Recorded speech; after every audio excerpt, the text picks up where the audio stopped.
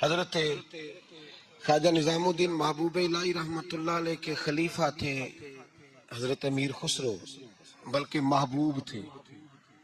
کبھی کبھی خلیفے اور محبوب میں بھی فرق ہوتا ہے، بلکہ محبوب تھے حضرت امیر خسرو رحمۃ اللہ علیہ۔ تو بادشاہ کے وزیر تھے، تو بادشاہ نے کہا ایک دفعہ کہ میرے لیے دعا تو کراؤ، دلی کے حالات ذرا خراب ہے۔ تو کہنے لگے میں نے کبھی نہیں کہا دعا کے لیے، میں نہیں سفارش کرتا، آپ خود کسی کو بھیج دیں۔ نے مجبور کیا تو کسی اور آدمی نے کہا حضور انہوں نے کئی دفعہ خواجہ امیر خسرو سے دعا کے لیے کہا ہے بادشاہ نے، تو یہ آپ کو کہتے نہیں تو آپ دعا کر دیں۔ تو حضرت خواجہ نظام الدین صاحب کہنے لگے بادشاہ سے کہو میں نہیں تیرے لیے دعا کرتا، دعا کرانی ہے تو حضرت ابو علی قلندر کے پاس پانی پت جائے، وہ دعا کریں گے تو حالات صحیح ہو جائیں گے دلی کے۔ حضرت امیر خسرو نے جا کے بتا دیا کہ وہ کہتے ہیں وہاں سے دعا کراؤ، ادھر سے۔ کہنے لگے پھر تو نہیں جانا ہے؟ تو حضرت امیر خسرو کہنے لگے جی مجھے کسی اور کا رستہ آتا ہی نہیں، میں نے نہیں جانا۔ کہنے لگے اگر میں حکم کرا دوں تو کہا حکم کا میں پابند ہوں۔ حکم ہو گیا حضرت خواجہ نظام الدین صاحب کی طرف سے کہ جاؤ پانی پت۔ حضرت امیر خسرو گئے حضرت ابو علی قلندر کے پاس، ان سے جا کے دعا کرائی۔ پانی پت بڑی دور ہے دلی سے، دعا کرائی تو کہا بادشاہ سے کہنا حالات صحیح ہو جائیں گے، اور جب صحیح ہو جائے نا تو پھر میرے پاس آئے، صحیح ہو جائیں۔ دعا کی تو اگلے دن ہی معاملات بہتر ہونے لگی، ایک ہفتے میں سب چیزیں بادشاہ کے کنٹرول میں آ گئیں۔ گھوڑے پہ بیٹھا، مٹھائی لی، پھل لیے، پانی پت گیا، حضرت سے جا کے کہا حضور میں حاضر ہوں، کیا بتانا تھا آپ نے؟ آپ فرمانے لگے تو نے دعا کے لیے خواجہ نظام الدین صاحب سے کہا تھا تو انہوں نے کیا کہا؟ کہ جناب انہوں نے کہا آپ سے دعا کرائیں۔ فرمانے لگے میں دعا کروں جو ہر جمعرات خود خواجہ نظام الدین صاحب سے دعا کرانے جاتا ہوں، ہر جمعرات جاتا ہوں دلی اور ان سے دعا کرا کے آتا ہوں۔ تجھے پتہ یہاں کیوں بلایا ہے؟ یہ بتانے کے لیے کہ تیرے حالات خراب کیوں ہوتے ہیں۔ کہا حضور کیوں ہوتے ہیں؟ فرمانے لگے تیرے حالات اس لیے خراب ہوتے ہیں کہ تو حضرت خواجہ نظام الدین صاحب کی قدر نہیں کرتا، ان کی قدر شروع کر دے، میرا وعدہ ہے تیرے حالات صحیح ہو جائیں گے۔ انہیں قدر چھوڑ دی ہے رب کریم کے بندے کی، تیری بغل میں رہتے ہیں نا، ساتھ ہوتے ہیں، تو کہتا ہے وہ تو میری رینج میں ہے، مسئلہ ہی کوئی نہیں، تیرے پاس ہوتے ہیں۔ اور فرمایا انہوں نے وہ دعا کرتے تو اللہ تیرے پہ بڑا فضل کرتا، انہوں نے میرے پاس تجھے بھیجا ہی اس لیے تھا کہ تجھے ذرا قدر پتا چلے کہ اللہ والوں کی کوئی قدر بھی ہوتی ہے۔ ایسے ہی معاملہ تو میرے بھائی یاد رکھیں، نسبت کا ایک درجہ ہے، اور یہ ہم نا چکروں میں پڑے رہتے ہیں جس کی وجہ سے نقصان اٹھاتے ہیں۔ اپنے آپ کو سمیٹ کے رکھیں، نظر پر، زبان پر، سوچ کو پابند رکھیں، اور سیدھا سیدھا جب خیر لینے کا ارادہ بندہ کر لیتا ہے تو پھر اللہ اس کے لیے اسباب بھی پیدا کر دیتا ہے۔ جن کے پاس جائیدادیں بڑی ہیں اور ان کے پاس رات کو سکون سے سونے کے لیے وقت کوئی نہیں۔ عزیز بھائی، حضرت ویس کرنی رضی اللہ تعالیٰ عنہ کی ملاقات ہو گئی حضرت حرم بن حیان کے ساتھ، یہ بھی تابعی ہیں۔ تو حضرت حرم بن حیان رحمۃ اللہ علیہ کہتے ہیں یہ نا ہم تو خیر بڑی ساری باتیں سنتے ہیں تو نصیحت نہیں نہ حاصل کرتے، ویسے بھی یہ دور تقریریں کرنے، تقریریں سننے کا ہے۔ جو عمل کرنے والے لوگ تھے ان کا کیا طریقہ تھا کہ وہ ایک دو جملے کافی تھا، علم و بس کری ہو یار او ایک کوئی حرف تینوں درکار، جملہ ایک بھی تیرے لیے کافی ہے، لیکن شرط یہ ہے کہ تو عمل کا ارادہ رکھتا ہو، تیرا خیال ہو کہ عمل کرنا ہے۔ وہ لوگ نا مختصر سی باتیں کرتے، مختصر سی نصیحتیں کرتے، لیکن وہ عکس جلدی کرتے، اس میں سے اپنے لیے خیر جلدی تلاش کرتے۔ حضرت حرم بن حیان کی ملاقات ہوئی حضرت اویس کرنی رضی اللہ تعالیٰ عنہ کے ساتھ، تو حضرت حرم بن حیان کہتے ہیں میں نے عرض کی حضور میں کسی ملک میں جا کے رہنا چاہتا ہوں، کہیں سکونت اختیار کرنا چاہتا ہوں، یہاں سے ہجرت کرنا چاہتا ہوں، تو مجھے کوئی آپ مشورہ دے میں کہاں جاؤں؟ تو فرماتے ہیں کہ میں نے جب یہ سوال کیا تو حضرت ویس کرنی نے مجھے اشارہ دیا، فرمانے لگے ملک شام چلا جا۔ کہتے میں نے اگلا سوال کیا حضور وہاں جا کے کاروبار کیا کروں گا، رہوں گا کیسے، کھاؤں گا کہاں سے؟ تو فرماتے ہیں حضرت ویس کرنی نے رومال اٹھایا، کندھے پہ رکھا اور چلنے لگے۔ میں نے کہا حضور آپ نے سوال کا جواب ہی نہیں دیا. تو فرمانے لگے جس دل کو ابھی تک یہی یقین نہیں آیا کہ روزی کون دیتا ہے اسے میں نصیحت کیا کروں. میں تجھے نصیحت کروں جسے آج تک یہی نہیں پتا کہ روزی کون دیتا ہے. تو ابھی تک اپنے دل کو پکا ہی نہیں کر پایا کہ روزی رب دیتا ہے. او خدا کے بندے کیا نصیحت کروں تجھے, تو ابھی تک یہاں اڑا ہوا ہے. تیرا جو توکل ہے وہ مضبوط ہونا چاہیے, تیرا بھروسہ اپنے رب کی ذات. تو غافل ہو گیا اللہ سے, تو نے اسباب پر بھروسہ سارا کرنا شروع کر دیا. اسباب اختیار کیے جاتے ہیں, بھروسہ رب کریم پہ کیا جاتا ہے. ہماری جو غفلت ہے نا وہ بھلا کیوں ہوئی ہے؟ وہ اس لیے ہوئی ہے کہ پیسے کسی کو بھی برے نہیں لگتے. پتہ نہیں ان میں کیا کشش ہے. یہ نہ آپ کسی جگہ بھی ان کا نام لے لیتے ہیں, یہ کسی جگہ بھی آ جاتے ہیں تو یہ برے لگتے ہی نہیں. یہ جناب بڑی بڑی فقیری کا دعویٰ کرنے والے اور لوگوں کو طریقت اور تصوف کا درس دینے والے, ان کو بھی اچھے لگتے ہیں. یہ تو جناب جو لوگوں کو کہہ رہے ہیں فقیر ہو جاؤ فقیر ہو جاؤ, وہ خود امیر ہوتے جا رہے ہیں. یہ پتہ نہیں ان میں کیا ایسا خاص. ہمارے ایک استاد تھے تو مزاج میں بڑی ظرافت تھی, حالانکہ بڑے اللہ والے بندے تھے. تو بات بڑی وہ دل لگی کی کیا کرتے تھے. تو ایک دن ہم نے پوچھا استاد جی خوشبو کون سی اچھی لگتی ہے؟ کہنے لگے بیٹا جو پیسوں میں سے آتی ہے وہ مجھے بڑی اچھی لگتی ہے, اس لیے کہ ملتے کم ہیں.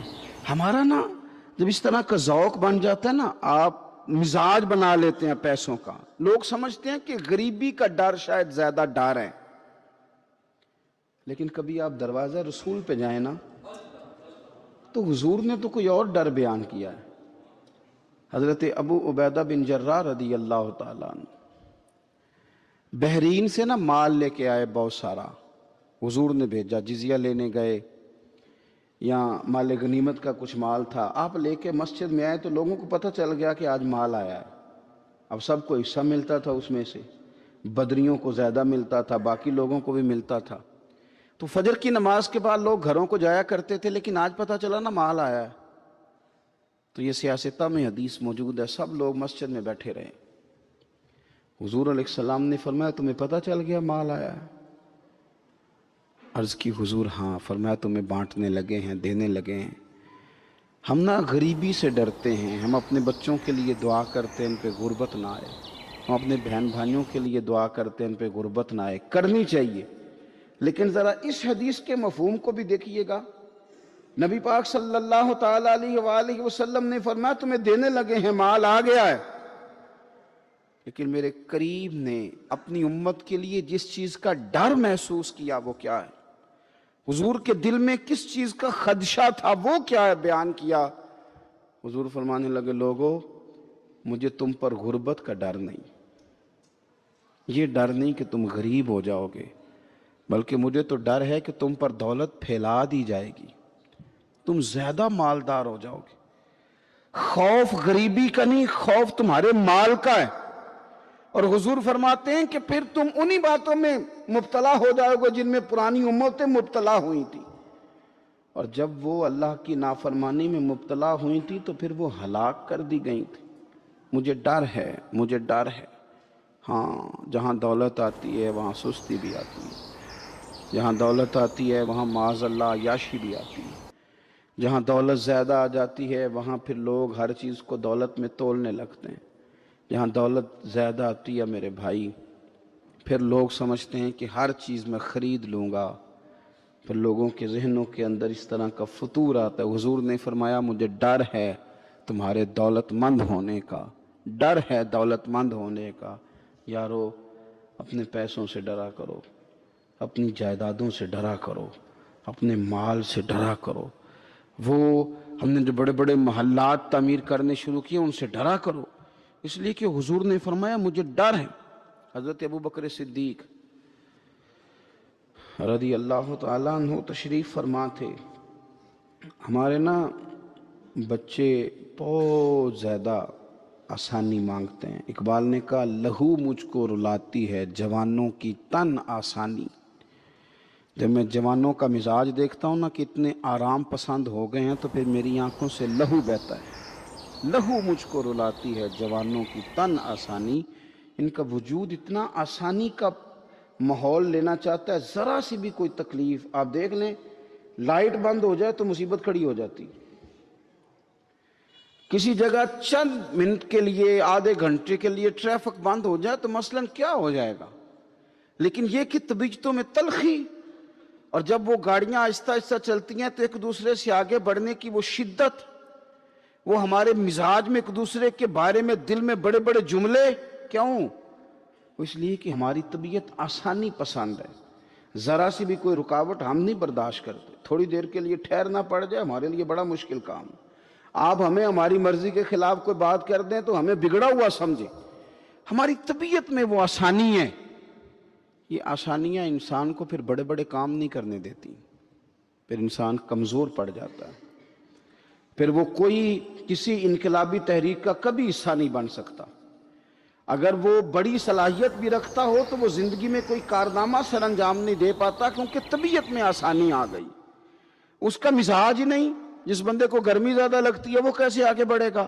یہ سیٹھوں کے بیٹے، مالداروں کے بیٹے، پیروں کے بیٹے، بڑے بڑے جناب مشائخ کے صاحبزادگان، الا ماشاء اللہ، آگے نہ بڑھنے کی وجہ کیا ہے؟ صرف یہ ہے کہ طبیعت کا تقاضا یہ ہے کہ ایک آدمی نے رومال پکڑا ہے، دوسرے نے جوتا پکڑا ہے، تیسرا گاڑی کھول رہا ہے. جب آپ اس قدر زیادہ ان کو آسانیوں میں مبتلا کر دیتے ہیں، پھر ان کے لیے جہاد کرنا، میدان میں نکلنا ممکن نہیں رہتا. وہ عادی نہیں ہوتے. امام حسن اور امام حسین رضی اللہ تعالی عنہما نے جہاد اس لیے کر لیا تھا، بچپن میں ہی 7-8 سال کی عمر تھی تو ماں 3 دن روزے رکھوایا کرتی تھی. وہ 3 دن روزے رکھتے تھے، اور افطار کا وقت آتا تھا تو جو کچھ پکا ہوتا تھا وہ بھی اٹھا کے غریب اور مسکین کو دے دیا کرتے تھے. انہیں تو عادت تھی بچپن سے ہی. پھر اس لیے ایسا نہیں ہوتا کہ وہ کھانا نہیں پکا تو بچے نے موبائل توڑ دیا ہے، اس کی مرضی کا. آج گھر کے اندر جو ہے وہ کھانے کا سامان موجود نہیں تھا تو اس نے ٹی وی توڑ دیا. اس طرح پھر نہیں ہوتا، پھر وہ گھر کا نقصان نہیں کرتا. ہمارے مزاج میں جو بے پناہ آسانی ہے، مرضی کا کھانا ہے، مرضی کا پہننا ہے. اب ہمارے کپڑے پرانے نہیں ہوتے، اب ڈیزائن بدل جاتا ہے. اب وہ کہاں چونکوں میں وہ لوگ بیٹھے ہیں جو جوتیاں گانٹھا کرتے تھے. اب کہاں وہ وقت گیا کہ جب توڑے میں ڈال کے سارے گھر کے جوتے لے جائے جاتے تھے اور ان کو گانٹھا جاتا تھا. شادی کا موقع اور خاندان کی شادی کا موقع، لیکن گھر کے سب لوگ جوتا پالش کروا کے ڈالتے تھے، نیا نہیں خریدتے تھے. اب تو جوتے پہننے کا موقع ہی نہیں آتا، اتنے جوتے پڑے ہوئے ہیں. کون سا چھوڑا جائے، کون سا پہنا جائے. یہ تن آسانی ہے، یہ غفلت میں مبتلا کر دیتی ہے. یہ غفلت میں میرے رسول کریم صلی اللہ تعالی علیہ وسلم رات کو آرام کرنے کے لیے تشریف لے گئے تو حضرت بلال حبشی رضی اللہ تعالیٰ عنہ فرماتے ہیں کہ کسی صحابی نے نا آج موٹا گدا لا کے دیا. کہا حضور کی پشت اطہر پر نا میں موٹے بان کی چارپائی کے نشان دیکھتا ہوں، تو یہ گدا آج میرے کریم کے نیچے بچھاؤ، یہ بستر آرام دے. حضرت بلال کہتے ہیں میرا بھی بڑے دنوں سے خیال تھا، میں نے وہ ڈبل کر کے نا بچھا دیا. حضور نے آرام کیا، میرے دل کو بڑی تسلی ہوئی. صبح محبوب تشریف لائے، فرمایا رات میرا بستر کس نے بچھایا تھا؟ عرض کی حضور میں نے بچھایا تھا. فرمایا اٹھا لو، آج کے بعد نہ بچھانا، مجھے تو نیند بڑی گہری آئی ہے، میرے کئی نفل رہ گئے. فرمایا میں تمہاری دنیا کے اندر آرام کرنے نہیں آیا، میں تو مسافر ہوں، اپنا وقت بتانے کے لیے آیا ہوں. تم نے یہ میرے لیے نیچے اتنا آرام دہ بستر کیوں بچھا دیا؟ حضور سید عالم صلی اللہ علیہ وسلم کے کمر پر موٹے بان کی چارپائی کے نشان دے کر حضرت عمر جیسا بندہ رو پڑا جو مزاجن سخت مزاج ہے، اور عرض کی حضور یہ آپ کی کیا کیفیت ہے؟ کیسر و کسرا اللہ کے دشمن اتنی آسانیوں میں اور آپ اس حال میں. حضور نے فرمایا عمر تم یہ پسند نہیں کرتے کہ دنیا میں تھوڑی سی مشکل برداشت کریں اور آخرت کی ساری عزتیں اللہ ہمیں ہی عطا فرمائے؟ فرمایا میں کوئی تمہاری دنیا سے کچھ حاصل کرنے نہیں آیا. میرے عزیز یہ نا تن آسانی سے تھوڑا بچیں. غفلت کی بنیادی وجہ یہ ہے ہم نے اپنی مرضی کا کھانا ہے، اپنی مرضی کا، یعنی بہت ساری چیزیں ایسے ہیں جن کو ہم ناپسند کرتے ہیں. حالانکہ سیدہ عائشہ صدیقہ رضی اللہ تعالیٰ عنہ فرماتی ہیں کھانا پک جاتا تھا، کریم نے کبھی نہیں فرمایا مجھے ناپسند. کبھی طبیعت نہ چاہتی تو چھوڑ دیتے تھے، لیکن کبھی ہم نے عیب نکالتے نہیں دیکھا. بھائی تن آسانی ہمیں غافل کر رہی ہے. ہم سوتے ہی اس بستر میں جو سویرے آنکھ کھلنے ہی نہیں دیتا. ہم نے اوڑھ ہی وہ والے بستر لیے ہیں, ہم نے کمرے اس طرح بند کیے ہیں کہ وہاں تو ہوا مشکل سے آتی, تو آواز کسی کی کیسے آئے گی. دادا آوازیں دیتے رہے, فجر کا وقت ہو گیا, والد کہتے رہے, مؤذن نے روز اذان پڑھی. پر چونکہ ہم نے کمرہ ہی بڑا آرام دہ بنایا تھا, ہم نے قریب کوئی چیز آنے ہی نہیں دی. یہ تھوڑے دن پہلے ہمارے شہر کا واقعہ, ایک صاحب نے ضلع گجرانوالہ کے ایک گاؤں میں ایک صاحب نے کیا کیا ہے, انہوں نے کہا کہ جناب میں تمہیں روز منع کرتا ہوں کہ اذان پڑھا کرو, بعد میں نعت نہ پڑھا کرو, سونا ہوتا ہے. اذان ہو گئی, ختم ہو گئی, تم ایک نعت بھی سناتے ہو. اسی بات پر اس شخص کو باہر بلایا اور گولی مار دی. بندہ مار دیا تو میری نیند میں خلل واقعہ کرتا ہے. تو وہ تو ابدی نیند سو گیا ہے, تو کیا آپ ساری عمر جاگتے رہیں گے؟ آپ کو بھی سونا ہے, آپ کو بھی جانا ہے, قبر میں پہنچنا ہے. یہ غافلوں والی جو زندگی ہے نا, یہ تباہ کر دیتی ہے, تباہ. اور بہت سارے لوگ ایسے ہیں پھر ان پر پکی مہریں لگ جاتی ہیں, پھر وہ جاگنا بھی چاہیں تو آنکھ نہیں کھلتی, پھر اٹھنا بھی چاہیں تو بیداری نہیں ہوتی. اس لیے کہ سوتے کو جگانا آسان ہوتا ہے, جاگتے کو جگانا بڑا مشکل کام. حضرت ابو بکر صدیق رضی اللہ تعالیٰ عنہ امیر المومنین ہیں. آپ نے کبھی آسانیاں دیکھی ہیں گورنر کے گھر میں, وزیر اعلیٰ کے گھر میں, وزیروں کے گھروں میں کیا نظام ہے, کیا جناب دنیا ہی الگ ہے. کبھی سیٹھوں نوابوں کے ہاں آپ دیکھیں کس طرح کا جناب ان کا رہن سہن ہے, بالکل دنیا ہی اور ہے. حضرت ابوبکر صدیق امیر المومنین ہیں. پیاس لگی تو پانی مانگا, لوگوں نے شہد ملا کے پانی پیش کیا, پانی منہ کے قریب گیا تو جناب صدیق اکبر کے بغیر کسی اختیار کے چھم چھم آنسو بہے. اتنا روئے کہ لوگ کہتے ہمیں پتہ کوئی نہیں تھا بات کیا ہے, پر ابو بکر کا رونا دیکھ کے ہمارا بھی رونا نکل گیا. پتہ نہیں تھا ہوا کیا ہے, کس وجہ سے رو رہے ہیں یہ نہیں پتا تھا. ان کو روتے دیکھا تو ہم بھی رو پڑے. دیر تک وہ آہیں لیتے رہے, سسکیاں بھرتے رہے, آنسو بہاتے رہے, تڑپتے رہے, لوٹ پوٹ ہوتے رہے. عجیب کیفیت ہم نے دیکھی. بڑی دیر کے بعد وہ سنبھلے, عرض کی امیر المومنین ہمیں بھی بتلائیے, اتنے آنسو, اتنے آنسو. جناب صدیق اکبر رضی اللہ تعالیٰ عنہ فرمانے لگے, میں نا ایک دن حضور کی بارگاہ میں حاضر تھا, تو نبی کریم علیہ السلام کسی چیز کو فرما رہے تھے, ہٹ جا مجھ سے دور ہو جا, مجھ سے دور ہو جا, مجھ سے دور ہو جا. تو فرماتے ہیں میں نے بعد میں عرض کی حضور آپ کس چیز کو ہٹا رہے تھے؟ تو حضور فرمانے لگے میرے پاس دنیا آئی تھی, تو میں نے اسے کہا تو مجھ سے دور ہو جا, میرے قریب نہ, دور ہو جا. تو حضور فرماتے ہیں وہ مجھ سے چلی گئی, پر جاتی دفعہ کہہ گئی ہے کہ حضور آپ نے تو مجھے اپنے سے دور کر دیا, پر آپ کے بعد والے مجھ سے بچ نہیں سکیں گے, وہ مجھے قبول کر لیں گے, وہ مجھے بڑی بڑی سیف الماریوں میں جگہ دیں گے, وہ تجوریوں میں بھر لیں گے, وہ مجھے رکھ لیں گے, پسند کر لیں گے. حضور نے فرمایا تو ہٹ جا. حضرت صدیق اکبر فرمانے لگے میں پانی مانگتا ہوں, مجھے شہد دیتے ہو, مجھے دنیا دار نہ کر دینا, مجھے اس آسانی میں مبتلا نہ کر دینا, مجھے ڈر لگتا ہے ان لوگوں میں نہ ہو جاؤں جن پر دنیا پھیلا دی گئی, پھر وہ اللہ کے ذکر سے غافل ہو گئے. بھائی کتنے دکھ کی بات ہے کہ کچھ لوگوں نے پچھلے رمضان شریف کو قرآن مجید کھولا تھا, یعنی ایک مہینے میں بھی ایک قرآن شریف ہم ختم نہیں کر پاتے. کیا ہم روز فون نہیں سنتے؟ کیا ہمارے پاس جو SMS آتے ہیں ان کے جواب نہیں دیتے؟ کیا ہم اپنی مرضی سے اپنی طبیعت کے مطابق نیند پوری نہیں کرتے؟ کیا ہفتے میں 1-2 دفعہ ہم باہر سے جا کے کھانا کھانے کا پلان نہیں کرتے؟ سارے کام ہم کر رہے ہیں, ٹائم نکل رہا ہے, دوستوں کے ساتھ ملاقاتیں ہو رہی ہیں, خوش گپیاں جاری, تو کیا وجہ ہے؟ قرآن پاک ہمارا مہینے میں 1 دفعہ ختم کیوں نہیں ہوتا؟ درود پاک کی مجالس ہم قائم کیوں نہیں کرتے؟ ہم کیوں نہیں اپنے آپ کو تھوڑا سا وقت دیتے؟ کیوں نہیں ہم اپنی روحانی زندگی کو آباد کرنے کے لیے تھوڑا سا آگے بڑھتے؟ کیوں نہیں وظائف پابندی سے پڑھتے؟ کیوں فجر سے تھوڑا پہلے ہماری آنکھ نہیں کھلتی؟ غافلوں والی زندگی نہ گزارے. ورنہ یاد رکھیں ہماری آنکھ اس وقت کھلتی ہے جب آنکھ بند ہونے کا وقت آ جاتا ہے. उस वक़्त आँख खोलेंगे तो उसका फ़ायदा कोई नहीं होगा। अब वक्त है, अब वक्त है, अपने आप को ज़हनी तौर पर तैयार करें, अपने दिल से रोज़ कलाम करें। जिस तरह अपने पैसों का रोज़ हिसाब करते हैं तो अपने दीनी मामलात का भी हिसाब करें कि कहाँ कितनी चीज़ें ऐसी हैं जो मैंने बिला वजह छोड़ दी।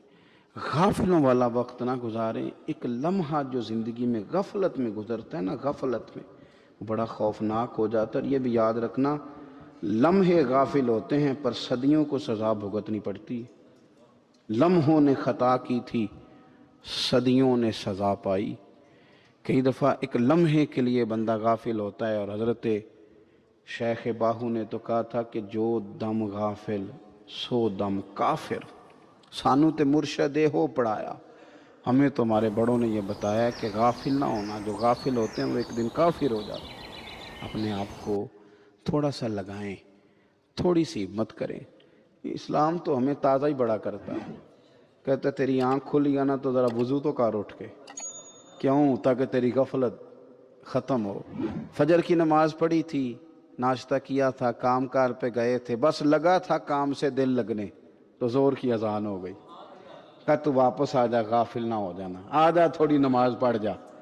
तो फिर ये आया था, नमाज इसने पढ़ी थी, अब ये वापस गया था तो शाम होने लगी थी। शाम होते ज़रा बंदे का वजूद थकने लगता है, तो तबीयत इसकी थकने लगी तो उसे कहा नहीं नहीं, कहीं तुझे तेरा वजूद ज़ेन गाफिल ना कर दे, आ जा असर भी पढ़ जा आके। तो ये वापस गया था, एक दफ़ा फिर गलबा होने लगा था इस पर, तो इसे कहा कि नहीं, दिन जा रहा है, रात आ रही है, इसके बीच भी नमाज पढ़ ताकि दिन रात तेरी इबादत के गवाह हो जाए, आ जा। फिर ये सोने लगा तो इसे कहा ऐसे ही ना सो जाना, तू इशा पढ़ के सो, क्या मिलेगा?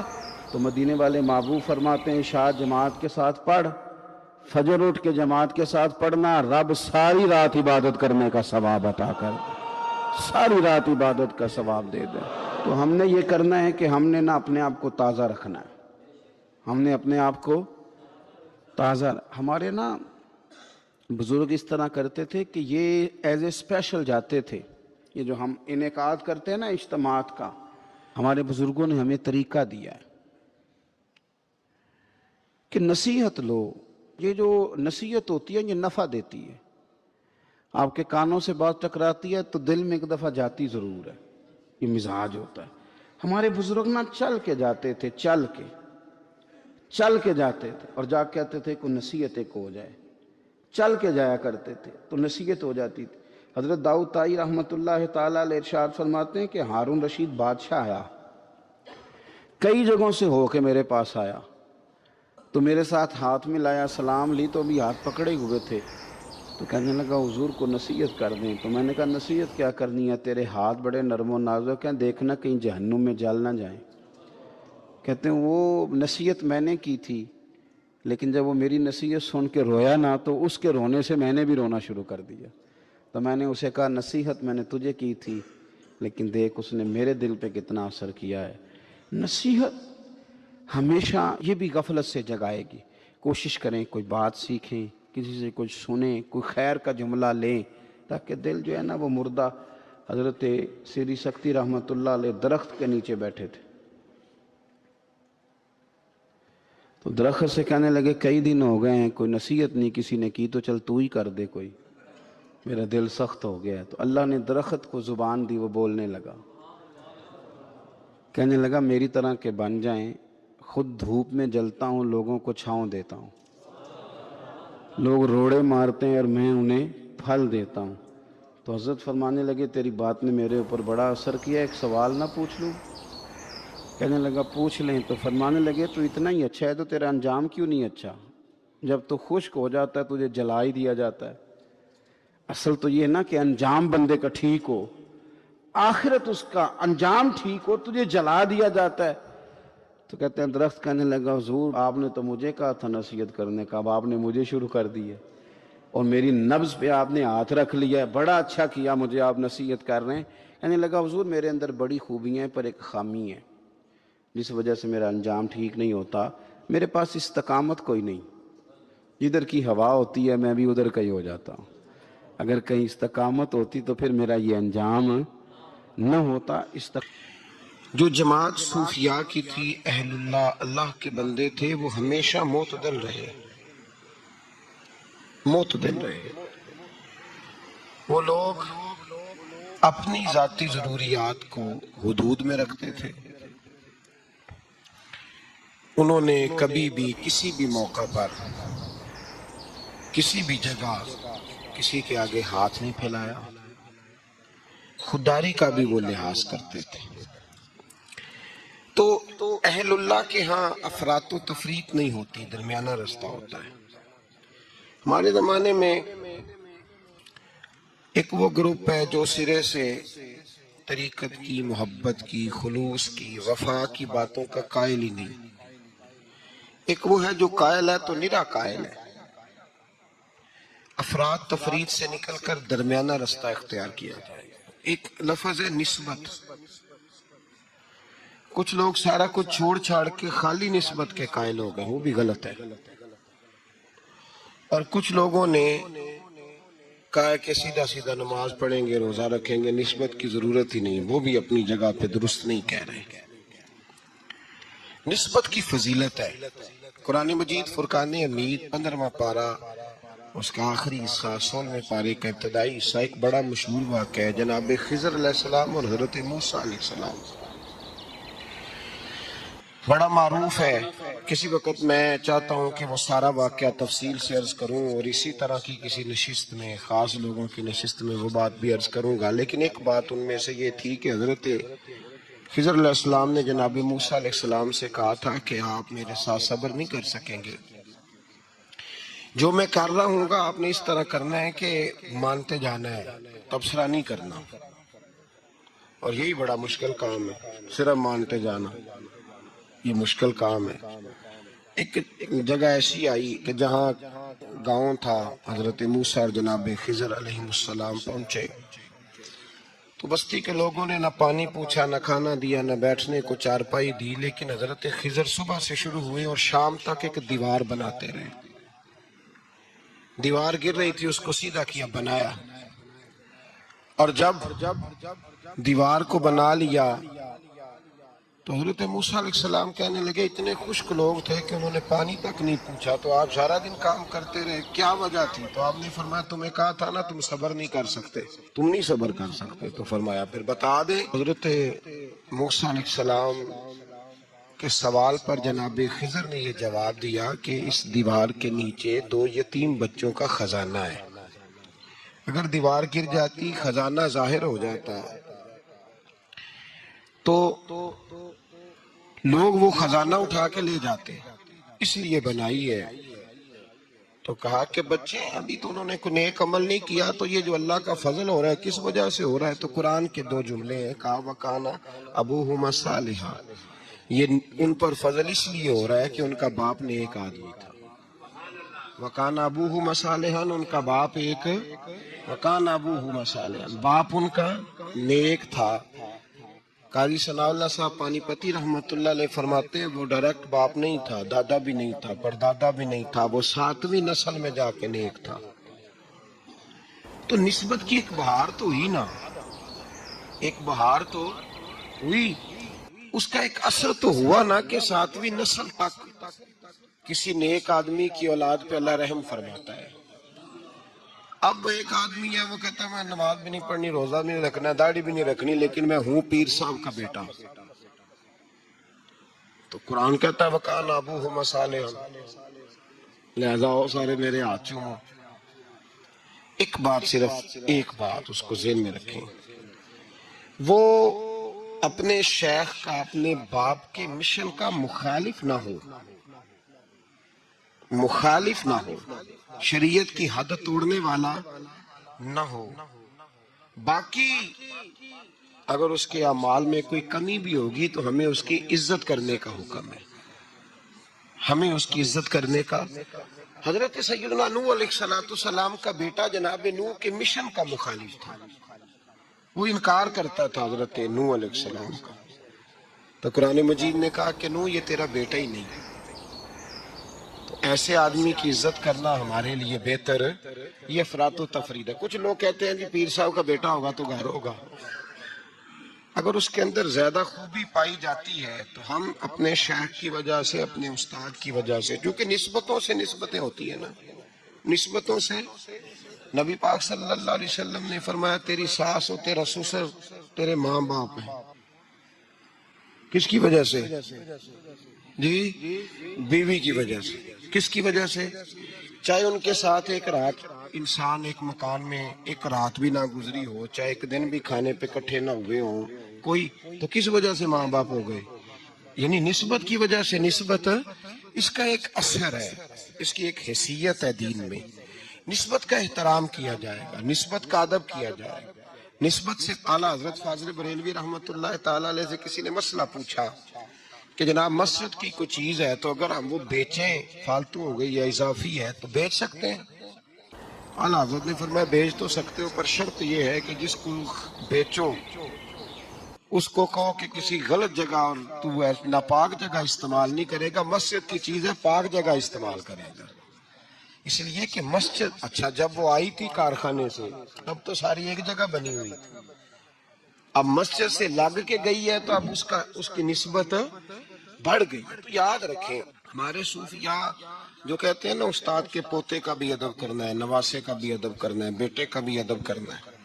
صرف ایک بات یاد رکھیں، اگر وہ مشن کا مخالف ہے، ان کی تعلیمات کا مخالف ہے، ان کی تعلیمات پہ چلتا نہیں، تو پھر تو آپ اس سے اعراض برتیں گے. بلکہ یہاں بھی دو باتیں لکھی ہمارے صوفیاء نے، کہتے ہیں کیا کہ مخالفت نہیں کرتا لیکن پورا عمل بھی نہیں کرتا. تو آپ اس طرح کریں، اسے رہنما نہ مانیں لیکن عزت اس کی بھی کریں.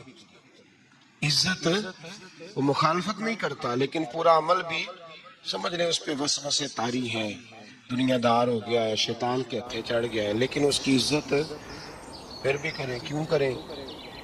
تو پیر سید مراتب علی شاہ صاحب رحمۃ اللہ علیہ سے میں نے پوچھا، میں نے کہا شاہ جی کیوں کریں؟ جب وہ اور کسی چکر میں پڑ گیا ہے، چلیں اپنے بزرگوں کی مخالفت تو نہیں کر رہا لیکن پوری تابع داری بھی نہیں کر رہا، تو بزرگوں کی باتیں بڑی ہوتی ہیں. استاد گرامی حضرت شاہ صاحب رحمۃ اللہ علیہ فرمانے لگے بھائی قرآن مجید کا صفحہ اگر کبھی کیچڑ میں لگ جائے نا، اس کو کیچڑ، تو اس پہ پیر رکھ کے نہیں گزرنا چاہیے. سمجھنا چاہیے حالات ایسے پیدا ہو گئے کہ کیچڑ لگ گیا ہے، اس کا حق یہی بنتا ہے کہ اسے اٹھایا بھی جائے، دھویا بھی جائے اور اونچی جگہ پہ رکھا بھی جائے، اس کا ادب کیا جائے. تو میرے بھائی یاد رکھیں، اگر ایسے لوگ جو بزرگوں کی اولاد ہیں اگر وہ مخالفت نہیں کر رہے، مشن کی مخالفت، اگر وہ مخالفت نہیں کر رہے، پھر ان کی دو حیثیتیں ہیں، یا تو وہ پوری تابع داری کریں تو پورے سلوٹ کے حقدار ہیں، پھر تو شیخ کا بیٹا ہی نہیں، وہ شیخ کہلائے گا. وہ اسی مسند پہ اسے دیکھنا چاہیے جس مسند پر اپنے شیخ کو دیکھتا تھا. اس لیے کہ میرے مصطفیٰ کریم سید عالم صلی اللہ تعالی علیہ وسلم کے پیارے محبوب ہیں مولا علی شیر خدا رضی اللہ تعالیٰ عنہ. تو حضرت علی نے اپنے بعد ڈائریکٹ اپنے بیٹے کو خلافت دی، امام حسن کو بٹھایا. تو لوگ کہتے ہیں کہ جس وقت امام حسن امور خلافت چلانے کے لیے بیٹھے، 6 مہینے خلافت فرمائی ہے امام حسن نے بھی. تو فرماتے ہیں جب وہ بولتے تھے تو لگتا تھا اپنا انداز بھول گئے ہیں، مولا علی کا اپنا لیا ہے. ان کا اٹھنا بیٹھنا چلنا پھرنا بالکل عین حضرت شیر خدا کی طرح. تو اگر تو وہ مشن پہ چل رہا ہے تو اس نظر سے دیکھیں، اور اگر نہیں بھی چل رہا، مخالفت نہیں کر رہا، تو پھر بھی وہ قابل احترام اور اس کا احترام کیا جائے. احترام کیوں بلا؟ اس لیے کہ جہاں سے خیر ملی ہوتی ہے نا، بندہ ان کی نسلوں کا بھی خادم ہوتا ہے. کیونکہ اصلہ نال یہ نیکی کریے تو نسلاں تاک وہ نہیں پولتے، تو بندہ خادم ہوتا ہے نسلوں کا بھی خادم ہوتا ہے. اور یہ کام کر کے دکھایا ہمیں صحابہ نے، کر کے دکھایا. حضرت سیدنا امام حسین رضی اللہ تعالیٰ عنہ گھوڑے پہ تشریف فرما تھے. اب تو بڑا برا حال ہے، لوگ صحابہ کو برا کہتے ہیں اہل بیت کا نام لے کے. میں کہتا ہوں ہمیں تو اہل بیت سے پیار کرنا ہی صحابہ نے سکھایا ہے، انہوں نے بتایا ادب کیا ہے.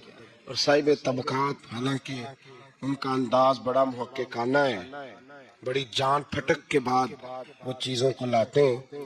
وہ فرماتے ہیں کہ حضرت امام حسین کالی سیاہ داڑھی تھی، کوئی بال سفید نہیں تھا. جناب ابو ہریرہ بوڑھے آدمی تھے، ضعیف، شاگردوں کا حلقہ تھا، جیسے آپ بیٹھے ہوئے ہیں سامنے تو میں واز کر رہا ہوں تو سامنے سے امام حسین تشریف لائے، آپ ایک جگہ بیٹھ کے حدیثیں بیان کر رہے تھے، امام حسین آئے تو تازی تازی بارش ہوئی تھی مدینے میں، تازی تازی، چھوٹے چھوٹے حوض پانی کے بنے ہوئے تھے، چھوٹے چھوٹے جو گہری جگہ ہوتی ہیں نا وہ پانی بھر جاتا ہے، تو حضرت امام حسین جیسے ہی زمین پہ پیر رکھا تو پانی کے حوض میں آپ کا پیر چلا گیا، کیچڑ لگ گئی، شاگردوں اور مریدوں میں سے اٹھ کے کسی کی دست بوسی کرنا خاصا مشکل ہوتا ہے۔ حضرت سیدنا ابو ہریرہ رضی اللہ تعالیٰ عنہ دیکھ رہے تھے، جو ادھر لوگ بیٹھے تھے وہ نہیں دیکھ رہے تھے، حضرت ابو ہریرہ دیکھ رہے تھے، وہ اٹھے دوڑے گئے اور پھر جا کے اپنے سر سے پگڑی کھولی اور پھر امام حسین کا پیر جیسے ہی صاف کیا تو امام حسین نے پیچھے کیا، کہا حضور آپ بوڑھے ہیں میں جوان ہوں، تم آپ میرے لیے عزت کے قابل ہیں، میرے نانا جان کے آپ غلام ہیں، یہ آپ کیا کر رہے ہیں؟ سیدنا ابو ہریرہ رضی اللہ تعالیٰ انہوں نے پیر چھوڑا نہیں، زور سے پکڑ لیا، رونے لگے، کہنے لگے حسین تجھے نہیں دیکھ رہا، میں تو محمد عربی کی نسبت کو دیکھ رہا ہوں۔ تو میرے عزیز یاد رکھیں اس بات کو کہ نسبت ایک حسن ہے، نسبت ایک توانائی ہے، نسبت ایک وقار ہے، نسبت کی قدر کریں۔ اگر اہل اللہ کی کوئی اولاد ہے، حضرت عمر فاروق رضی اللہ تعالیٰ عنہ سیدھے سیدھے 2+2 کے قائل تھے، کوئی چکر ہی نہیں، بس جو مانتا ہے ٹھیک ہے، نہیں مانتا تو ڈنڈا منگاؤ، سیدھی سیدھی زندگی تھی، لیکن نسبت پر، پیار پر، خلوص پر، وفا پر حضرت عمر کا بھی کوئی سمجھوتا نہیں۔ امام اعظم ابو حنیفہ رحمت اللہ علیہ، امام صاحب سے سند لینے کے لیے لوگ ہزاروں میل کا سفر کرتے تھے، ہزاروں میل کا۔ اب تو پرائمری ٹیچر بیچارہ جا رہا ہو نا سائیکل پہ تو اس کا شاگرد لینڈ کروور پہ گزرتا ہے تو کئی دفعہ استاد پہ دھواں چھوڑ جاتی ہے اس کی گاڑی، اسے پتہ ہی نہیں کہ کتنی قدر والے معاملات ہیں یہ۔ حضرت سیدنا امام اعظم، لاکھوں لوگ، کروڑوں لوگ آج بھی ان کی تقلید کرتے ہیں، امام صاحب کا قول دنیا میں حجت کے طور پہ مانا جاتا ہے۔ آپ کے شاگرد کہتے ہیں ایک باغ میں بیٹھ کر ہم کچھ لکھ رہے تھے، بہت ساری کتابیں بکھری ہوئی ہیں چاروں جانب، جب آدمی تحریر کرتا ہے نا، جو مصنف کتابیں لکھنے والے ہیں وہ دنگل کا سما ہوتا ہے، ادھر چیز بکھری ہے، کوئی ادھر چیز بکھری ہے، بڑے ان کے معاملات سخت ہو جاتے ہیں۔ تو کہتے ہیں کہ بڑا بکھرا ہوا سامان تھا، ہم ایک باغ میں بیٹھے تھے، کھلی فضا میں کام ہو رہا تھا، تو بعضوں کا شاگرد بھی بٹھائے جاتے ہیں، حوالے ڈھونڈو تو بخاری دیکھ تو مسلم دیکھ، بٹھائے جاتے ہیں ساتھ، شاگرد بھی بیٹھے ہوئے تھے۔ تو کہتے ہیں بچے باہر گیند سے کھیل رہے، ایک گیند آ گئی باغ میں، ایک چھوٹا سا بچہ گیند لینے آیا تو امام صاحب اٹھ کے کھڑے ہو گئے، بچہ گیند لے کے چلا گیا۔ اب بچے کھیلتے ہیں تو کتنی دفعہ گیند آئے گی، پھر دوبارہ وہ گیند آ گئی، وہی بچہ پھر آیا، شاید اس کی ڈیوٹی یہ تھی، وہ جب دوبارہ آیا تو امام اعظم پھر کھڑے ہو گئے، وہ تیسری دفعہ آیا تو امام صاحب پھر کھڑے ہو گئے۔ اب شاگرد بیچارے اکتا گئے کہ ہم اتنی مشکل سے نوٹ سیدھے کرتے ہیں، بابا اٹھتا ہے تو کتاب میں پھر بکھر جاتے ہیں۔ 3-4 دفعہ ہوا تو ایک شاگرد کہنے لگے حضور بس بھی کریں گے تو 100 دفعہ آئے گا، تو آپ بوڑھے آدمی ہیں، گھٹنوں میں درد بھی، آپ 100 دفعہ کھڑے ہوں گے؟ تو امام صاحب فرمانے لگے یہ 1000 دفعہ بھی آیا تو میں 1000 دفعہ کھڑا ہو جاؤں گا۔ کہا کیوں؟ فرمانے لگے اس لیے کہ یہ میرے استاد کا پوتا ہے، یہ میرے استاد کا، یہ ان کا پوتا ہے، تو میں نے وہاں سے خیر لی ہے، میں ان کی نسلوں کی بھی تابعداری کروں گا، وہ جتنی دفعہ آئیں گے میں اٹھ کے، یہ بے مروت سا زمانہ ہے، بے کیف سا، اس میں خشکی ہی خشکی پائی جاتی ہے۔ وہ لوگ جو بیٹھے ہیں دروازوں پر، دیکھیں نا نبی پاک صلی اللہ علیہ وسلم نے یہ نہیں فرمایا کہ میری فاطمہ کی بڑی فضیلت ہے، یہ تہجد گزار ہے۔ حضرت بی بی صاحبہ کے لیے یہ لفظ میرے نبی پاک صلی اللہ علیہ وسلم نے کہیں نہیں بیان فرمایا کہ میری بیٹی قائم اللائل ہے، صائم الدہر ہے، یہ بہت بڑی عالمہ ہے، یہ آپ کو نہیں ملیں گی۔ حضور نے فرمایا بس میری بیٹی ہے، الفاطمہ تو بدعۃ، اس کا کمال یہ ہے کہ یہ میری اور تمہارے لیے اتنا کافی نہیں کہ محمد عربی کی بیٹی ہے صلی اللہ علیہ وسلم۔ فرمایا جس نے اس سے پیار کیا اس نے مجھ سے پیار کیا، جس نے اس سے بغض رکھا اس نے مجھ سے بغض رکھا۔ تو شرف نسبت یہ صوفیاء نے گھڑ نہیں لیا نظریہ، یہ قرآن کا، حدیث کا، صحابہ کا بتایا ہوا معاملہ ہے۔ قدر ایک قیمتی چیز کا نام ہے. قدر والا فیض یاب ہوتا ہے، اور جو بے قدر ہوتا ہے نا اس کا فیض سلب ہو جاتا ہے. جس نے سمجھ لیا نا کہ فلاں چیز میری رینج میں ہے، میں جب چاہوں جیسا چاہوں ویسا ہو جائے گا، وہ گیا. اور جس نے کہا نا نہیں میں تو سال کے راہ ہوں، اس کی مہربانی توجہ کر دیتا ہوں، وہ بچ گیا. اللہ قرآن مجید میں فرماتے ہیں کہ تم اپنے رب کا ادراک نہیں کر سکتے، تم اسے قید کر سکتے، سوچوں میں آنکھوں میں وہ قید ہو سکتا. اسے مانتے جاؤ، اس کا قرب تلاش کرتے جاؤ، اس کے رستوں پہ چلتے جاؤ، اسے قابو کرنے کی کوشش نہ کرنا. یہ جو قابو والا معاملہ ہے نا یہ ٹھیک نہیں. قدر کرنے والے بچ جاتے ہیں، قدر والا فیض یاب ہوتا ہے، بے قدر نقصان اٹھاتا ہے. یاد رکھیں. حضرت ابو ہریرہ رضی اللہ تعالیٰ عنہ، حضرت انس بن مالک راوی ہیں، کہتے ہیں جناب فاروق اعظم پہ بیٹھے تھے، بندہ آ گیا حضور کی بارگاہ میں مانگنے کے لیے. ابھی اسے سلیقہ نہیں آتا، ابھی اسے آداب نہیں آتے. اور میں کہا کرتا ہوں کہ آداب سکھانے والوں کے پاس آداب سکھانے کا ٹائم بھی نہیں، اور ہمارے ہاں آداب بیان کیے جاتے ہیں، آداب کیے نہیں جاتے. جب ہم آداب کرنے لگ جائیں گے تو جو کام کرنے سے لوگوں کو آتا ہے وہ کئی دفعہ بیان کرنے سے نہیں آتا. وہ شخص حضور کی بارگاہ میں کچھ مانگنے کے لیے، یا رسول اللہ مجھے کچھ دیجئے، اور مانگنے وہاں آیا جہاں سے کبھی کوئی خالی گیا ہی نہیں. میرے کریم سے گر قطرہ کسی نے مانگا، دریا بہا دیے، در بے بہا دیے. یہ بعض نعت خواں در بے پڑھتے ہیں اس کو، یہ در الگ ہے اور بے بہا الگ ہے. در بے بہا دیے. تو اس نے حضور کی بارگاہ میں کچھ سوال کیا. نبی رحمت سید عالم صلی اللہ تعالیٰ علیہ وآلہ وسلم نے نا اس کو کچھ دیا، بدو تھا، ابھی اسے طریقہ نہیں آتا.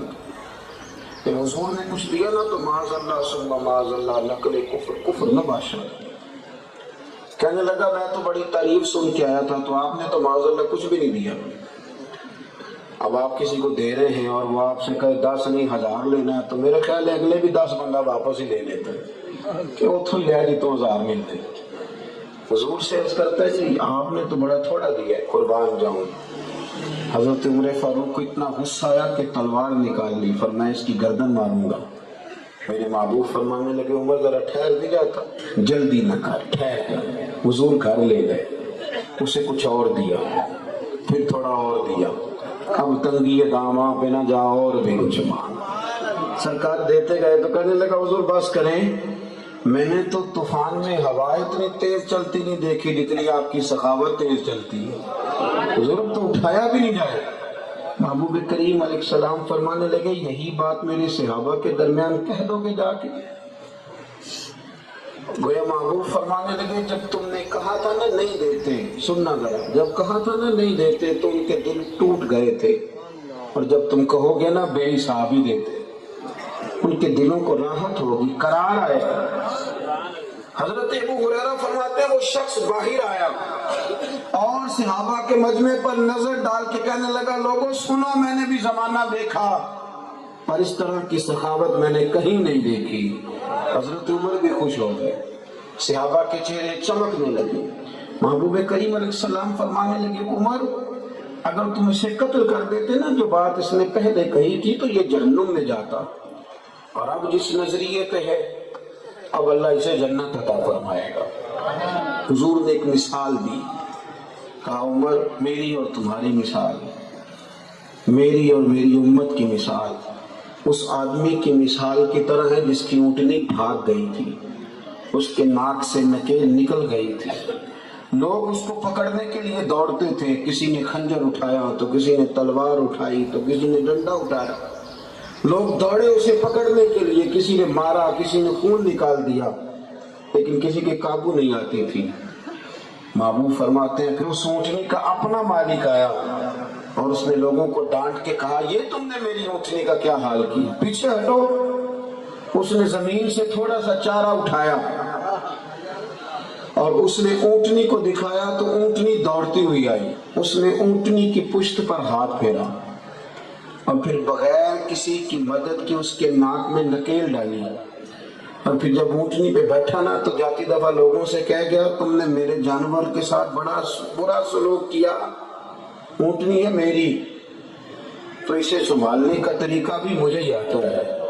گویا محبوب کریم حضرت عمر سے فرمانے لگے عمر امت ہے میری تو اسے سنبھالنے کا طریقہ بھی مجھے ہی آتا ہے، مجھے پتا ہے ان کو کس طرح کر کے سنبھالنا ہے، کس طرح کر کے ان کو قریب کرنا۔ بکھرتے ٹوٹتے لوگوں کے جذبات، پاکستان میں ٹینشن اور ڈپریشن کے مریضوں کی تعداد اب 24% ہو گئی۔ سب سے بڑا مرض جو تیزی سے پھیل رہا ہے وہ ٹینشن کا ہے، وہ ڈپریشن کا ہے، اور ان میں اکثر لوگ وہ ہیں جن کی بات کوئی نہیں سنتا، جن کو کوئی بندہ نہیں ملتا دکھڑا سنانے کے لیے، ہے نہیں کوئی جو ان کا بازو تھامے۔ انسان جب گناہ کی دلدل میں ہوتا ہے نا تو جتنا نکلنے کی کوشش کرتا ہے اتنا اندر دھنستا چلا جاتا ہے۔ اس کی خواہش ہوتی ہے کہ کوئی مجھے ملے، اگر کوئی شعیب آئے میسر، کوئی مجھے ملے جو میرا بازو تھامے۔ لیکن اگر ہمارے پاس وقت ہی نہیں ہوگا، ہمارے دائیں بائیں بہت سارے لوگ ایسے ہوتے ہیں جو بہت ساری پریشانیوں کا شکار ہو رہے ہیں، اور سب سے زیادہ ضرورت انہیں وقت کی ہوتی ہے۔ ماں باپ کو پیسوں سے زیادہ، کپڑوں سے زیادہ ٹائم کی ضرورت ہوتی ہے۔ تھوڑا اگر وقت دیا جائے نا ماں باپ کو، ان کی بات سنی جائے، ان کو تھوڑا سا ٹائم دیا جائے، کبھی کبھی ابا جی کو بھی فون کیا جائے کہ آج روٹی نہ کھائیے گا، میں آؤں گا تو اکٹھے ہی کھائیں گے۔ کبھی تھوڑے سے 10 منٹ اپنے ملازم کو بھی دیے جائے کہ آج یار آپ دل کرتا ہے اکٹھے بیٹھ کر روٹی کھائیں۔ لوگوں کی اشک شوئی کا تھوڑا فریضہ سر انجام دیا، تھوڑا سا بیٹھا جائے، کبھی مدرسے کے طالب علموں کے پاس پھل لے کے جائیں، ان کے ساتھ بیٹھے۔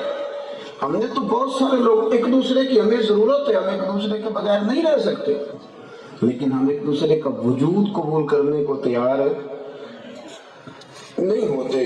عزیز دوستو، پیار، محبت، اور پھر ایک بات اور، جب آپ سچے ہیں، جب آپ ٹھیک ہیں تو آپ میں مسکراہٹ آ جائے گی، حوصلہ آ جائے گا، تو آپ میں سکون آ جائے گا۔ ایک بزرگ کبھی کبھی آتے تھے تو کہتے تھے پیر صاحب بڑا شور کرتا ہوں گھر جا کے، پر بچے میری پھر بھی نہیں بات سنتے۔ میں نے ان سے کہا کہ میں ہوں تو چھوٹا، پر ایک نسخہ آپ کو بتاؤں، آج آپ نے جب گھر جانا ہے تو شور کوئی نہیں کرنا، سلام لے کے خاموشی سے کمرے میں چلے جائیں، چھوڑے نہیں سنتے تو موج کریں۔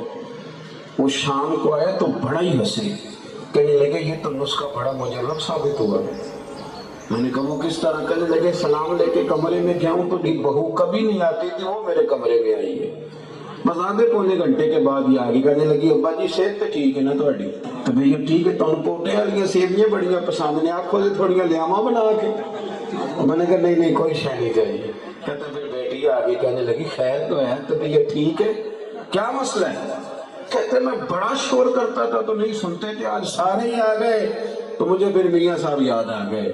وہ فرمانے لگے جتن جتن تے ہر کوئی کھیڈے، کدی ہارن بھی کھیڈ فقیرا، اور جتن دا ملک اوڈی پیندائی تے ہارن دا مل ہیرا۔ کبھی بندہ ہارے بھی تو صحیح، کبھی پیچھے بھی تو ہٹے نا، کبھی اسے یہ بھی تو، کبھی دوسروں کے جذبات کا بھی تو خیال کرے نا۔ کوئی ضروری ہے ہر یار، کبھی کبھی نہ کچھ باتیں پڑھتے تو وہ وجہ طاری کر دیتی ہے، انسان کا دل کرتا ہے کہ اب یہ چھائی رہے۔ میں کتاب دیکھ رہا تھا تو سیدہ عائشہ صدیقہ رضی اللہ تعالیٰ عنہ فرماتی ہیں حضور کا نا آج مزاج مبارک بڑا ہی خوبصورت تھا، تو فرمانے لگے عائشہ ادھر آپ میرے پاس بیٹھ، تیرے ساتھ ایک بات کرنی ہے۔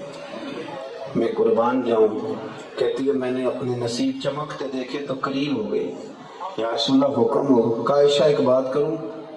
حضور فرمائیے۔ فرمایا جب تم ناراض ہوتی ہو تب بھی مجھے پتہ چل جاتا ہے، جب راضی ہوتی ہو تو تب بھی پتہ چلتا ہے۔ میں نے فوراً عرض کی حضور میری ماں مجھے روئے، میں اور آپ سے۔ فرمایا ٹھہر تو جا، سن تو لے نا۔ عائشہ ذرا سن یار، ذرا دیکھو نا، میں تو اللہ صاحب ہوں، میرا کیا کام ہوا گھر والوں کی چھوٹی چھوٹی باتوں کا خیال رکھنا؟ میں تو سیاسی رہنما ہوں، میں تو ایک فلاں شخص، میرا کیا کام ہوا کہ چھوٹی چھوٹی چیزیں، بچوں کی چھوٹی چھوٹی خواہشات کا خیال رکھوں؟ میں کیوں رکھوں؟ یہ کوئی اور رکھے گا؟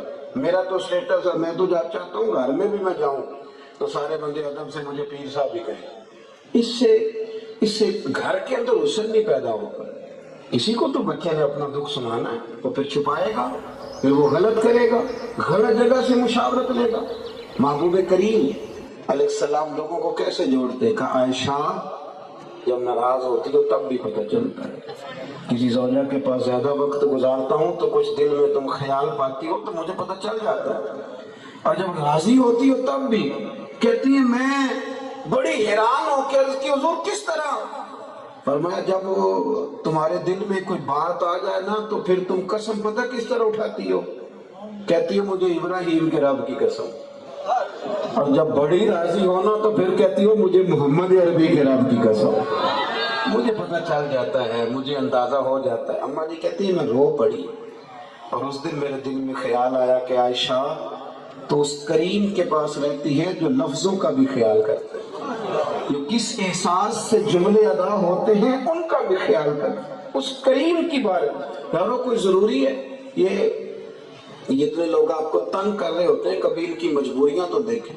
وہ کئی دفعہ سفر میں ہوتے ہیں نا تو کوئی آدمی غلط کراس بھی کر جاتا ہے اور جاتے دفعہ یہ بھی کہہ جاتا ہے کہ آپ پاگل تو نہیں، کراس بھی غلط کر جاتا ہے تو بچے بھی جذبات دکھاتے ہیں۔ تو میں انہیں کہتا ہوں کہ آپ ٹینشن کیوں لیتے ہیں؟ آپ یہ کیوں نہیں سمجھتے کہ یہ بیچارہ کسی پریشانی میں جا رہا ہے، ایک گھر سے کسی تکلیف میں آپ کیوں پریشان ہوتے ہیں؟ وہ کہہ گیا تو کیا ہو گیا؟ تھوڑا حوصلہ کریں، تھوڑا صبر کریں، اس طرح تو لوگوں کو آپ کاٹ دیں گے، بہت سارے لوگوں کا بغض پال لیں گے، بہت سارے لوگوں سے نفرت کریں گے۔ حضرت مولانا فخر جہاں دین بھی سرخیل تھے صوفیاء کے، اور اللہ نے بڑا نوازا تھا۔ ایک کرامت رب کریم نے انہیں دی تھی کہ جو بندہ سامنے آ کے کھڑا ہوتا تھا اسے بتانا نہیں پڑتا تھا کہ میرے دل میں کیا ہے۔ اتقوا فراست المؤمن فإنه ينظر بنور اللہ او کما قال صلی اللہ تعالی علیہ وسلم۔ بہت بڑا مجمع آتا تھا حضرت کی خدمت میں جمعے والے دن، ہزاروں کا مجمع۔ بادشاہ وقت نے سوچا کہ یہ بابا اگر اسی طرح پاپولر رہا اور اتنے زیادہ لوگ ہو گئے تو میرے لیے تو مسئلہ کھڑا کر دے گا، اور آپ کو پتہ دنیا میں سب سے آسان کام الزام لگانا ہے۔ اور ایک شاعر نے کہا تھا مخلوق بڑی فنکار ہے، یہ تو کعبے سے بھی مٹی لے کے بت بنا لیتی۔ مخلوق تو فنکار ہے اس درجہ کے پل بھر میں سنگے در کعبہ سے بھی اصنام تراشی۔ تم کون ہو کیا چیز ہے داغ کبابی، لوگوں نے تو مریم پہ بھی الزام تراشے۔ یہ لگا لیتے ہیں۔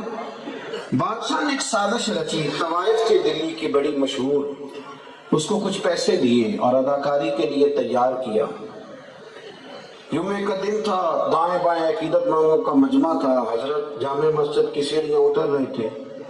وہ آ گئی بن سور کے، اور آتے ہی اس نے گفتگو اس طرح شروع کی جیسے بڑی جاننے والی ہے۔ طبیعت کیسی ہے؟ وہ کمر میں درد تھی، اب اس کا کیا حال ہے؟ اب پھر فوراً کہنے لگی میں اس وقت کبھی نہ آتی، وہ جو رات آپ آئے تھے نا میرے مکان پر تو کھوٹے سکے دے گئے، تو بازار گئی ہوں تو دکاندار نے لیے نہیں، تو مہربانی کرے اصلی دے گئے۔ سارے مرید پکے نہیں ہوتے، کوئی تھوڑے کچے پکے بھی ہوتے ہیں۔ ناراض نہیں ہونا آپ نے، چلیں اس سے آپ اختلاف بھی کر لیجئے گا اگر آپ کا دل کیا تو، میں بھی تھوڑے سے تجربے کی روشنی میں کہہ رہا ہوں، کچھ تھوڑے سے کچے پکے بھی، لیکن یاد رکھنا مزہ پکے کو ہی آتا ہے، کچے کو مزہ کوئی نہیں آتا۔ مزہ تو کھل کے جینے میں ہی ہے، پیار کریں تو پھر راج کے کریں، مزہ اسی کا ہے۔ تو جو کچے پکے تھے نا وہ سوچ میں پڑ گئے، عجیب جوار بھاٹا ہے دلوں میں کہ جناب ہم نے تو کبھی پوچھا نہیں بابا جی رات کو کہاں ہوتے ہیں، ہم تو مصلے پہ بھیجتے تھے، یہ کیا کہہ رہی ہے کہ رات کو آئے تھے تو کھوٹے سکے دے گئے۔ حضرت یوسف پر جب سارے مصر کے لوگ یہ کہہ کر معاذ اللہ باتیں کرتے تھے کہ زلیخا کی بات میں کوئی تو میرا دل اور میری جان مدینے والے، میرا دل اور میری جان مدینے والے، تجھ پہ سو جان سے قربان مدینے والے، بھر دے میرے داتا میری جھولی بھر دے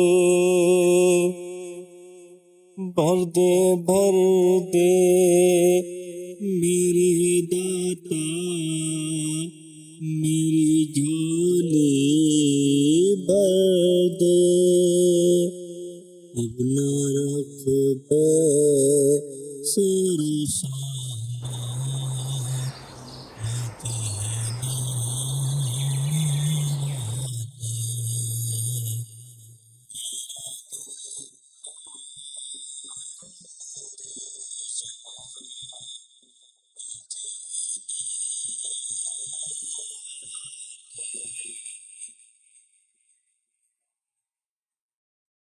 کل کے مطلوب کا محبوب ہے معشوق ہے تو کل کے مطلوب کا محبوب ہے معشوق ہے تو اللہ اللہ رے تیری شان مدینے والے اللہ اللہ رے تیری شان مدینے والے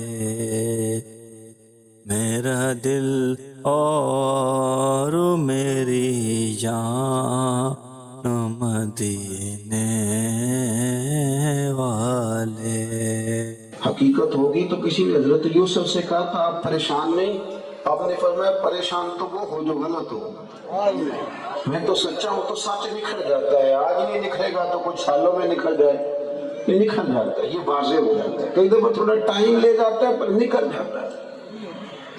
اس نے الزام لگایا، کہنے لگی رات آپ آئے تھے تو کھوٹے سکے دے گئے، گئی ہوں تو دکاندار نے لیے نہیں۔ حضرت کے چہرے پر کوئی شکن نہیں، کھوٹے سکے وصول کر کے جیب میں ڈالے اور اصلی سکے نکالے اور اس کی طرف بڑھا کے تو 3 دفعہ اپنی زبان سے کہا بیٹی، او پیاری بیٹی، او میری بیٹی، دوبارہ بھی کبھی ضرورت پڑے نا تو آ جانا، تو اصلی سکے لے کے جا، پھر ضرورت پڑی تو آ جانا، فخر جہاں کا دروازہ تجھے کھلا ہوا ہی ملے گا۔ کیا جملوں میں تاثیر تھی، کیا حوصلہ تھا اور کیا اس کو ہرانے کا جذبہ تھا۔ ہم تو دشمن کو بھی پاکیزہ سزا دیتے، کیا حسن تھا۔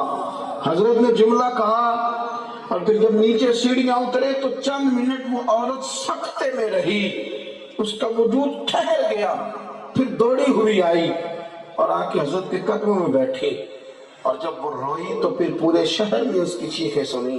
کہنے لگی بابا تو کس مٹی کا بنا ہے، کس کستوری اور سندل کا بنا ہے، میں تو پیسے لے کے اداکاری کر کے تجھے بدنام کرنے آئی تھی، اور میں وہ بی بی جس کو کبھی کسی نے بہن بیٹی اور بہو کی نظر سے نہیں دیکھا، جس نے دیکھا میری نظر سے دیکھا، تجھے بدنام کرنے آئی تو تو نے مجھے ہی بیٹی بنا لیا، مجھے ہی بیٹی بنا لیا۔ یہ کہہ کے اس نے پلو اٹھایا اور اپنے چہرے کو چھپا کے کہنے لگی اب میں دلی والوں کو بتاؤں گی کہ فخر جہاں کی بیٹی کس طرح کی ہوتی ہے، اب میں بتاؤں گی، اب میرے گھر کو کوٹھا نہ کہنا، اسے مسجد بناؤں گی، اور قیامت تک وہاں مصطفیٰ کریم کے نام کی اذانیں پڑھی جائیں گی۔ لیکن یہ شوق پیدا کریں، تھوڑا سا دیکھیں۔ میں کہا کرتا ہوں کہ سارے پیسے اپنے نالائق بچے پر خرچ کرنے سے بہتر ہے جو بہن کا لائق بچہ ہے نا، کچھ پیسہ اس پہ بھی خرچ کر دیا جائے۔